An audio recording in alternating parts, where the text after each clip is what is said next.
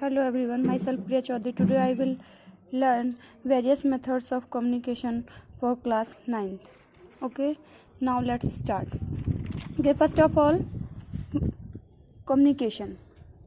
What is communication? As you know, what is communication?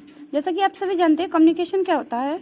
Communication means exchange ideas, opinions और information among people. यानी कि information को exchange करना, किन्हीं to peoples के बीच में जो इन्फॉर्मेशन शेयर करी जाती है या एक्सचेंज करी जाती है, वही होती है आपकी कम्युनिकेशन, जो बातचीत करनी होती है. जो आपका फर्स्ट चैप्टर था वो कम्युनिकेशन ही का था. अब जो पढ़ेंगे वो पढ़ेंगे मेथड्स ऑफ कम्युनिकेशन के बारे में. यानी कि जो कम्युनिकेशन होता है उसके कितने तरीके से हम मेथड्स कर सकते हैं. तो वो आपके 3 टाइप्स के होते हैं. ठीक है, फर्स्ट है आपका वर्बल कम्युनिकेशन, सेकंड है आपका non verbal communication, non verbal, and third है आपका विजुअल कम्युनिकेशन. ओके, देखिए तो सबसे पहले कि इनका यूज़ हम किसके अकॉर्डिंग करेंगे, वो करेंगे सिचुएशन के अकॉर्डिंग. जैसी एम्प्लॉय की या फिर अदर सिटीजन्स की जो जैसी सिचुएशन होगी उसी के अकॉर्डिंग हम इसका कम्युनिकेशन का यूज़ करेंगे. सबसे पहले बात करते हैं हम वर्बल कम्युनिकेशन. देखिए वर्बल कम्युनिकेशन जो होता है इसमें इन्वॉल्व किया जाता है वर्ड्स को. यानी कि वर्ड्स को इस तरीके से डिलीवर किया जाता है अपने मैसेज को वर्ड्स की फॉर्म में. वो आपकी ऑरली भी हो सकती है और रिटन भी हो सकती है. ओके, फर्स्ट होता है आपका ओरल कम्युनिकेशन एंड सेकंड होता है आपका रिटन कम्युनिकेशन. देखिए ओरल कम्युनिकेशन क्या होता है. ओरल कम्युनिकेशन वो होता है the process of expressing information और ideas through spoken words is known as oral communication. यानी कि जिसमें हम आमने सामने जो बात करते हैं, मतलब बोलने के जो वर्ड्स का यूज़ किया जाता है आइडियाज़ का, उसको हम बोलते हैं ओरल कम्युनिकेशन. ओरल कम्युनिकेशन जो होती है वो ज़्यादा नेचुरल कम्युनिकेशन होती है देन रिटन कम्युनिकेशन की. क्यों? क्योंकि इसमें हमारा जो फीडबैक होता है वो आपका तुरंत रिसीव हो जाता है. आई मीन जो भी आपने क्वेश्चन पुटअप वगैरह किया तो उसका जो रिजल्ट है वो तुरंत मिल जाता है. Okay, both the speaker and the listener take turn to speak and enter into a kind of dialogue to make whole communication process purposeful.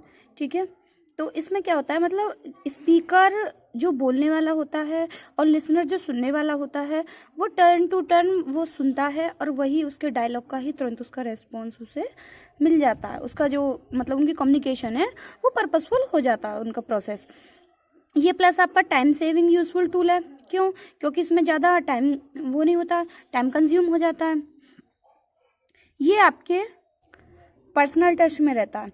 ठीक है, जैसे कि आप ओरल कम्युनिकेशन किसके साथ, तो ओरल कम्युनिकेशन के जैसे कि आपका एग्जांपल है आपके टेलीफोन कन्वर्सेशन है. जैसे कि आप किसी से फ़ोन पे बात करते हैं, वीडियो कॉन्फ्रेंसिंग करते हैं.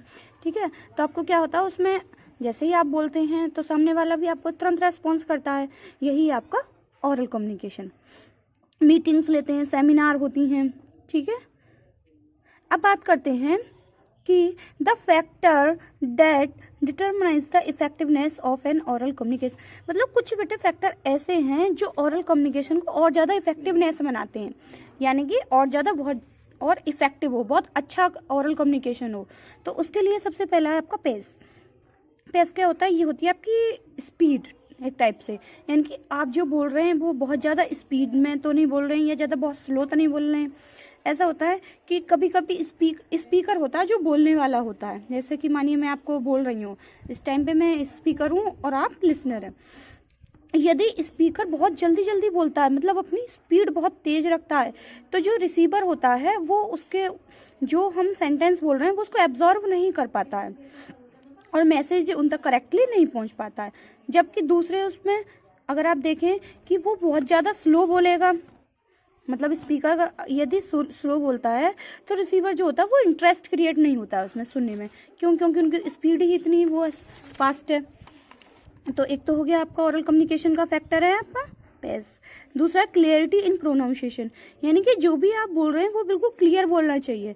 कि आप बोल रहे हैं कुछ और वर्ड और लिसनर जो है वो समझ रहा है कुछ और वर्ड, तो इसलिए क्लियरिटी होनी चाहिए. ओके, क्लियरिटी इन प्रोनाउंसिएशन. देन है वॉल्यूम. वॉल्यूम क्या होता है? आवाज़। ऐसा नहीं है अगर आप ओरल कम्युनिकेशन कर रहे हैं, किसी के साथ बहुत ज़्यादा चीख रहे हैं, बहुत तेज़ बोल रहे हैं, तो उससे भी प्रॉब्लम होगी। उससे क्या है, लिसनर आपको नहीं सुनेगा ज़्यादा। एक होता है कि आप बिल्कुल बहुत धीरे धीरे सॉफ्ट वॉइस में बोल रहे हैं, उससे भी उसको मिसकम्युनिकेशन क्रिएट हो जाएगा। ठीक है, तो ये पॉइंट्स वो हैं जो आपको नोट रखने चाहिए ओरल कम्युनिकेशन करते टाइम। पेस यानी कि स्पीड, क्लियरिटी प्रोनाउंसिएशन में, यानी कि प्रोनाउंसिएशन बिल्कुल करेक्ट बोलना चाहिए। वॉल्यूम, आपकी जो स्पीड है बोलने की वो कैसी है। देन चॉइस ऑफ वर्ड्स, यानी कि जो आप बोल रहे हैं उनकी वर्ड्स की चॉइस कैसी होनी चाहिए। आपकी जो वर्ड्स की चॉइस होनी चाहिए बेटा, वो होनी चाहिए सिंपल एंड शॉर्ट। यानी कि आप अनलिमिटेड बहुत लंबा सा स्पीच बोले जा रहे हैं, तो इसमें क्या है, लिसनर भी बोर हो जाता है। तो मैं कुछ ऐसे वर्ड्स चूज करने चाहिए जो कि सिंपल और शॉर्ट होने चाहिए। जैसे कमेंट्स दे रखे हैं, इंटरप्रेशन दे रखे हैं, जैसे कि एक एग्जाम्पल के थ्रू समझाया गया। ये शूज के बारे में 2 वर्ड्स हैं। The shoes are very cheap, जो शूज है वो बहुत ज़्यादा चीप है, मतलब सस्ते हैं। The shoes look shabby, the shoes are not costly. तो मतलब इनका अलग अलग मीन्स है। ठीक है, वो आपके ऊपर डिपेंड करता है। देन नेक्स्ट है आपका फ्लुएंसी। फ्लुएंसी है मतलब आप कैसा बोल रहे हैं, हार्ड बोल रहे हैं या फिर सॉफ्ट बोल रहे हैं। तो it refers to the ability to speak with easy and accuracy in language, मतलब जो आप लैंग्वेज बोल रहे हैं वो इजी हो और एक्यूरेट हो, सही होनी चाहिए और सिंपल होनी चाहिए। To take with fluency means that you speech flow well and there are not many encryptions of flow, it keep the receiver engaged. ठीक है, यानी कि हमें देखिए बेटा, इसका मतलब ये है, यदि आप किसी सेंटेंस को फ्लुएंसी के साथ बोलते हैं, मतलब आप बोल रहे हैं, तो आपकी जो फ्लुएंसी है, जो स्पीकर है, अगर फ्लुएंसी के साथ बोलता है तो वो वेल होता है, मतलब अच्छा माना जाता है। लेकिन यदि वो अटक जाता है, जैसे बोलते होते आपसे मानिए मैं आपसे कोई क्वेश्चन पूछती हूँ, तो एक बच्चा बहुत फ्लुएंसी के साथ आंसर देता है, एक दूसरा बच्चा है वो बहुत अटक जाता है, बीच में कहीं रुक जाता है। तो यही होता है आपका फ्लुएंसी। यानी कि जब हम स्पीच करें, कम्युनिकेशन करें, तो फ्लुएंसी के साथ होनी चाहिए। ओके, जैसे कि इसमें कुछ वर्ड्स दे रखे हैं like you know etc. Okay, then next है आपका लेंथ ऑफ कम्युनिकेशन, यानी कि कम्युनिकेशन की जो लेंथ है वो कैसी होनी चाहिए।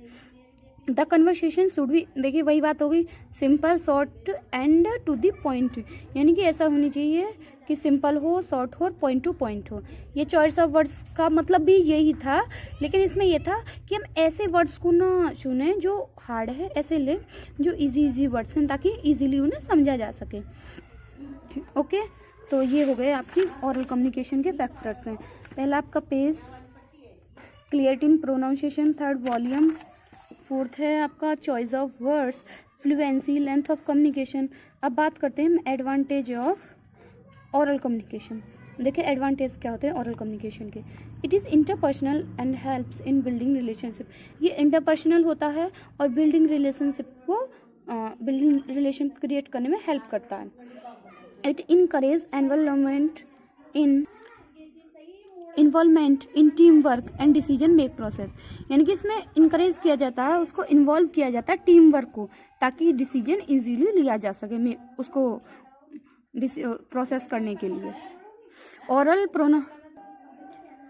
Oral message promote feedback. Oral message में क्या होता है बेटा, जैसे मैंने आपको बताया, आपको फीडबैक तुरंत की तुरंत मिल जाता है, यानी कि आंसर आपको तुरंत रिसीव हो जाता है। इट इज़ कॉस्ट इफेक्टिव, यानी कि क्योंकि इसमें ज़्यादा खर्चा नहीं होता, आपसे आमने सामने इजीली बात कर सकते हैं।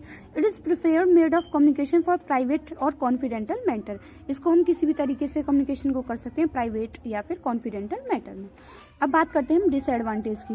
डिसएडवांटेज का मतलब होता है कि उसके नुकसान क्या है ओरल कम्युनिकेशन के। देखिए सबसे पहला तो यही है कि इसमें in the form of communication emotions are visual, हमारे इमोशंस जो होते हैं वो विजुअल रहते हैं, जिस वजह से कभी कभी क्या होता है, मिसकम्युनिकेशन क्रिएट हो जाता है। Okay, it has no legal validity, इसकी कोई लीगल वैलिडिटी नहीं है। मतलब मैंने आपसे अभी कुछ बोला, उसके बाद फिर आप आपस में कोई 2 दोस्त हैं, किसी मैटर पे आप बात कर रहे हैं और बाद में उसने फिर मना कर दिया कि नहीं ये नहीं था, तो आपके पास प्रूफ क्या है, इसलिए लीगल वैलिडिटी नहीं है। It does not provide a permanent record, वही बात आ गई, कोई रिकॉर्ड नहीं है आपके पास, आप इजीली मैसेज को फिर भूल भी जाते हैं किसी भी मैटर में। It may be difficult for certain people to understand speech due to various accents and pace used in oral communication. इसका मतलब ये होता है कि कभी कभी क्या होता है कि आपके कुछ पेज की वजह से जो हम यूज़ करते हैं, मतलब लैंग्वेज वगैरह या बोलने की जो स्पीड है, उस वजह से मिसकम्युनिकेशन हो जाता है, मतलब समझ नहीं पाते, कभी कभी कठिन होता है, जैसे बहुत तेज बोल देना। तो ये भी एक इसका डिसएडवांटेज है। This form of communication not suitable for lengthy message. इसका मतलब ये है कि जो बेटा आपके लेंथी मैसेज होते हैं उसके लिए ये सुटेबल नहीं है। उसके लिए कौन सा सुटेबल होगा? Written communication. अब बात करते हैं हम नेक्स्ट रिटन कम्युनिकेशन। देखिए, रिटन कम्युनिकेशन वो होता है जिसमें हम बोलकर नहीं यूज़ किया जाता, बल्कि वर्ड्स को लिखकर जो मैसेज यूज़ किया जाता है उसको बोलते हैं रिटन कम्युनिकेशन। ये मोस्ट फॉरवर्ड होता है ओरल कम्युनिकेशन से। क्यों? क्योंकि इसमें हमारे पास एविडेंस होता है। ठीक है।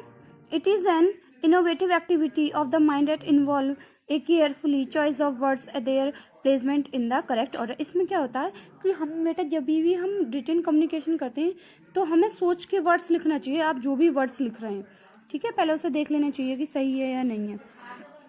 इसमें आपके जो कम्युनिकेशन में इंक्लूड किए जाते हैं रिटन कम्युनिकेशन में, एग्जाम्पल्स हैं उसके, जैसे आपके letter, report, resume, browser, circular, memorandum, ये सारी चीज़ें आपकी इंक्लूड करी जाती हैं इसमें रिटन कम्युनिकेशन में। Nowadays written communication has become shorter and faster। जो आजकल का आपका रिटन कम्युनिकेशन है वो कैसा शॉर्टर है और फास्टर है। जैसे कि आप मैसेज वगैरह बात करते हैं, SMS एंड मैसेज, जैसे like WhatsApp, email, social media, ये सब चीज़ क्या है? ये आपके रिटन कम्युनिकेशन के थ्रू तो, ठीक है। अब है for effective written communication the meaning should be meaningful, concise and complete. देखिए, वही बात आ गई कि जब आपका रिटन कम्युनिकेशन जब ही इफेक्टिव होगा जब आपके जो मैसेज हैं, वर्ड्स हैं, वो बिल्कुल कंप्लीट सेंस होंगे। ठीक है। अब रिटन कम्युनिकेशन का एडवांटेज ऑफ रिटन कम्युनिकेशन जो अलाउ कराता है सेंडर को कि जो आप रिटन कम्युनिकेशन में जो मैसेज सेंड किया जा रहा है वो क्लियर रहता है एकदम, मतलब समझ आ जाता है, क्योंकि वो लिखा हुआ रहता है। रिटन कम्युनिकेशन कैसा रहता है? लीगल रहता है, क्योंकि हमारे पास प्रूफ होता है। It is suitable mode of communication for lengthy message. ये आपके ज़्यादातर मोस्टली जो यूज़ किए जाते हैं लेंथी कम्युनिकेशन के लिए करे जाते हैं। डिसएडवांटेज क्या है? रिटन कम्युनिकेशन में ड्राफ्टिंग मैसेज की नीड होती है, मतलब मैसेज को पहले ड्राफ्ट करने की नीड होती है। सेकेंड है रिटन कम्युनिकेशन में इंक्लूड पोस्टेज कॉस्ट। देखिए, जब आप रिटन कम्युनिकेशन को किसी को सेंड करते हैं, मानिए आप जैसे एनवलप से या पोस्ट द्वारा करते हैं, तो उसमें क्या आपको चार्ज देना होता है? तो यही है इसमें पोस्टेज कॉस्ट, क्योंकि पोस्ट की कॉस्ट देनी होती है, जबकि ओरल में ऐसा नहीं होता। रिटन कम्युनिकेशन में क्या आपको फीडबैक तुरंत की तुरंत नहीं मिलता है। तो इस प्रकार से आपका वर्बल कम्युनिकेशन कंप्लीट हो जाता है। अब बात करते हैं हम नॉन वर्बल कम्युनिकेशन। देखिए, नॉन वर्बल कम्युनिकेशन आपके वो कम्युनिकेशन होते हैं जिसमें ना ओरल होता है और ना ही आपका रिटन होता है। इसमें आपके जो फेस एक्सप्रेशन रहते हैं वो होते हैं इसके अंदर। It include our body language, जो हमारी बॉडी लैंग्वेज है, गेस्टर्स है, फेशियल एक्सप्रेस है, आई कॉन्टैक्ट, पॉइंटिंग फिंगर्स, जैसे मतलब मैं आपको हाथ ऐसे करके हैंड जो ये कर रहे हैं, तो यही आपके क्या है नॉन वर्बल कम्युनिकेशन में।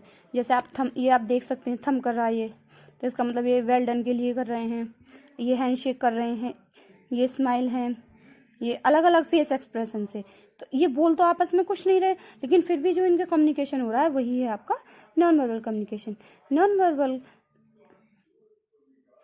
की जो आपका नॉन वर्बल कम्युनिकेशन होता है उसमें आपको थॉट्स और फीलिंग्स को, मतलब जो वर्बल कम्युनिकेशन होता है उसकी एब्सेंसी में हम इसका नॉन वर्बल का यूज़ कर सकते हैं। और जो इसकी रिसर्च करी थी वो करी थी आपके एल्बर्ट मेरविन ने। उन्होंने सजेशन दिया था नॉन वर्बल कम्युनिकेशन के ऊपर कि इससे और ज़्यादा हम इम्पैक्ट डाल सकते हैं, यानी कि जो स्पीकर वर्ड्स बोल रहा है। ठीक है, तो इतना समझ गए आप नॉन वर्बल ना। ये विदाउट रिटन और विदाउट ओरल होता है। इसमें ओनली जो आपके फेस एक्सप्रेशन होते हैं, फीलिंग्स होती हैं, गेस्टर्स होते हैं, बॉडी एक्टिविटी होती हैं, इसको इंक्लूड किया जाता है।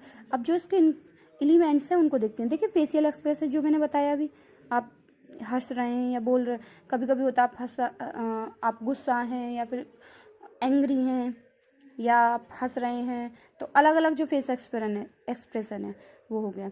सेकंड है गेस्टर्स होता है आपकी जो एक्टिविटी रहती है।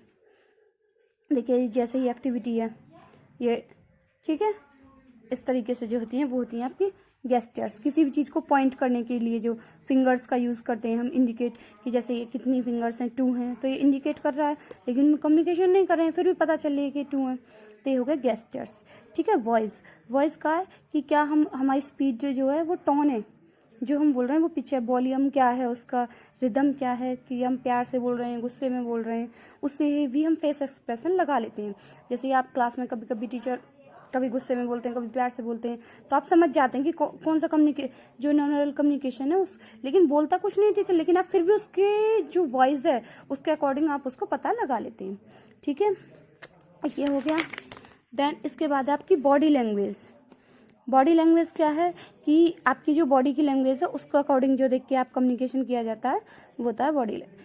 जैसे for example, standing erect and learning forward, communication to listener that you are appropriate and friend.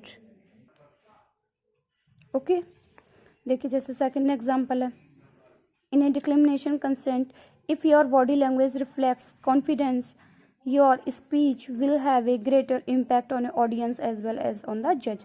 मतलब जैसे आपकी बॉडी लैंग्वेज होती है, इसी प्रकार से आपको जो ऑडियंस होते हैं वो आपको जज कर पाते हैं कि आप क्या हैं। आई कॉन्टेक्ट, आई गेज मतलब आई कॉन्टेक्ट जो होता है आपका, ठीक है, शेयरिंग कर रहे हैं आप, ब्लिंकिंग कर रहे हैं, जब चपाते हैं, किसी चीज़ को देख रहे हैं, किसी, इससे भी पता चल जाता है कि आप ट्रुथफुल हैं या ट्रुथवर्थी हैं, जो भी है। ठीक है। देन उससे आपका फिजिकल कांटेक्ट, जो आपके फिजिकल कांटेक्ट रहेंगे, फिंगर, आपका ड्रेस कैसी है, यानी कि जो आपने ड्रेसअप पहन रखे हैं, जो क्लॉथ्स पहन रखे हैं उसके ड्रेसअप से, अपीयरेंस से, मतलब आप कैसे उसको प्रेजेंट कर रहे हैं, ये सारी चीज़ें। ठीक है, तो समझ आ गए आपको ये इनके एलिमेंट्स थे, facial expression, gestures, voice, body language, I gauge, physical contact and dress and appearance. अब देखिए एडवांटेज क्या है। नॉन वर्बल कम्युनिकेशन कंप्लीट से verbal message. Non verbal communication जो वर्बल मैसेज का ही कंप्लीट मैसेज देता है। फिजिकल गेस्चर्स ग्रेटली हेल्प, यानी कि जो हमारी फिजिकल एक्टिविटी रहती है वो हमारी मोस्टली हेल्प करती हैं। ठीक है, ज़्यादातर जो स्पेशली डीफ पीपल जो होते हैं जिनको सुनाई नहीं देता, तो वो हमारे फेस जो एक्टिविटी रहती है उन्हीं को देख के वो पता लगा लेते हैं। डिसएडवांटेज, देखिए डिसएडवांटेज क्या है इसके। It is difficult to analyse a non verbal message. ये कभी कभी डिफ़िकल्ट हो जाता है नॉन वर्बल मैसेज को एनालाइज करने के लिए। ठीक है, thus leaving a greater possibility of distortion of information. In non verbal communication long conversation are necessary, explanation are not possible. जब हमारा कन्वर्सेशन बहुत ज़्यादा लंबा होता है तो उसमें जो एक्सप्लेनेशन है उसमें हम इसमें पॉसिबल नहीं कर पा सकते हैं। सिर्फ जो थोड़ा बहुत है उसी को इसमें कर पा सकते हैं। देन इसके बाद आपका विजुअल कम्युनिकेशन। देखिए जो विजुअल कम्युनिकेशन रहता है ना वो बोल के किया जाता है ना आपके फेस एक्सप्रेशन से। ये क्या होता है, जैसे आपका चार्ट वगैरह बना देते हैं, आपके सामने कुछ बना दिया हमने, उसके बारे में पढ़िए क्या है ये। एनी वर्बल और non verbal communication utilizing the sense of sign is known as visual communication. Okay, तो देखिए visual communication skills involve the judicious use of visual aids to make penetrance and lasting impact on a receiver mind। ठीक है, आपके जैसे कि इसमें example जो include करे जाते हैं, ठीक है, आप इनके एक एग्जाम्पल से समझ सकते हैं। जैसे आपके ग्राफ्स होते हैं, क्लास में ग्राफ लगा दिए जाते हैं ना, ग्राफ, चार्ट पेपर, मैप, आपकी पावर पॉइंट प्रेजेंटेशन होती है, प्रोजेक्टर चलाए जाते हैं, स्मार्ट बोर्ड होते हैं, वाइट बोर्ड, ब्लैक बोर्ड। इनसे क्या होता है कि ये आपसे खुद तो बोलते नहीं है, लेकिन इन पे जो आपको लिखा जाता है या जो इन पे रहता है प्रिंट आउट, उनको ही पढ़ के आप पता चल जाती है। वो कम्युनिकेशन जो होता है यही इसके बारे में बताया गया है। ठीक है, ये रिसीवर पे बहुत ज़्यादा इम्पैक्ट करता है ये जो विजुअल कम्युनिकेशन है। और विजुअल कम्युनिकेशन में आपके different types of visual ads रहते हैं, मतलब बहुत सारे, जैसे ये हैं अलग अलग हैं। कोई वो है, ये पावर पॉइंट का है, ये आपकी चार्ट्स पेपर हैं, ये वाइट बोर्ड है, ब्लैक बोर्ड है, जो भी है। ठीक है, ये आपको जो इन्फॉर्मेशन प्रोवाइड करा रहे हैं। फॉर एग्जाम्पल, जैसे कि आप एग्जाम्पल से समझ लीजिए, an educator can impact knowledge on a particular topic of the student in effective manner with the help of a smart board, picture on a और ए डायग्राम। जैसे कि आप देख सकते हैं कि एक जैसे टीचर होता है तो वो बच्चों को पढ़ाने के लिए कोई उससे एक टॉपिक बताना है तो वो क्या करते हैं, आपके जो स्मार्ट बोर्ड होते हैं या पिक्चर होते हैं उस पर आपको कोई टॉपिक चला दिया जाता है तो आप इजीली, आप भी इंटरेस्ट लेते हैं। तो ये क्या है, यही आपका विजुअल कम्युनिकेशन है, जिसमें आपके स्टूडेंट्स भी इंगेज रहते हैं। अब बात करते हैं एडवांटेज ऑफ विजुअल कम्युनिकेशन। देखिए विजुअल कम्युनिकेशन के एडवांटेज है विजुअल एड्स। इसमें क्या क्या इंक्लूड किया जाता है, ये जो मैंने आपको बताएं, ग्राफ, डायग्राम, मॉडल्स, ये सभी क्या हैं, ओरल कम्युनिकेशन से ज़्यादा मोर मीनिंगफुल रहते हैं। Use of visual aids make complex data easy to complete. मतलब क्या क्या होता है, कभी कभी जो कॉम्प्लेक्स चीज़ें होती हैं, मतलब मैंने आपको कुछ चीज़ समझाई, वो आपको नहीं समझ आई, लेकिन यदि मैं आपको उसी का डायग्राम दिखाती हूँ तो आपको तुरंत समझ आ जाता है। तो यही है, आपका कॉम्प्लेक्स डाटा भी इजी हो जाता है। विजुअल एड्स में जो कम्युनिकेशन होता है वो और ज़्यादा इंटरेस्टिंग बन जाता है। डिसएडवांटेज क्या है इसके, some of ad used in visual methods of communication are, कभी कभी क्या होता है बेटा, कुछ चीज़ें बहुत महंगी आती हैं तो जिस वजह से ये हम नहीं कर पाते visual communication. Sometime visual presentation of information became complex, कभी कभी ये होता है कि जो विजुअल कम्युनिकेशन जो रहता है वो और ज़्यादा कॉम्प्लेक्स हो जाता है देन अदर कम्युनिकेशन के। Sometime visual techniques take much time to communicate, कभी कभी जैसे आप कोई वर्क करते हैं कंप्यूटर पे और एक हाथ से कर रहा है, वैसे कंप्यूटर का वर्क ज़्यादा बेटर है, लेकिन कभी ऐसा होता है कुछ टेक्निक्स वर्क नहीं कर पाती हैं तो वो आपके कम्युनिकेट करने के लिए उससे भी और ज़्यादा टाइम लेती हैं। ठीक है, तो आप सभी को समझ आ गया है चैप्टर। तो हमने क्या क्या पढ़ा था इसमें, देखिए वेरियस मेथड ऑफ कम्युनिकेशन, इनके टाइप्स पढ़े थे, वर्बल, नॉन वर्बल और विजुअल। वर्बल के ओरल एंड रिटन, फिर इनके आपके ओरल के ये फैक्टर्स थे, पेज, क्लियरिटी, वॉल्यूम, आपका choice of word, fluency, length of communication, ये एडवांटेज डिसएडवांटेज। ठीक है, रिटन कम्युनिकेशन थे एडवांटेज, इसके डिसएडवांटेज। ये नॉन वर्बल कम्युनिकेशन, ये इनके एलिमेंट्स थे, क्या क्या इंक्लूड करे जाते हैं, facial, gestures, voice, body language, I gauge, physical contact, dress and appearance. फिर इसके एडवांटेज डिसएडवांटेज और यहाँ पे विजुअल के एडवांटेज और डिसएडवांटेज। ठीक है, तो आप सभी इनको फिल कर लेना बेटा, सर्च कर लेना है, क्वेश्चन आंसर लिख लेना। Thanks to listen me carefully.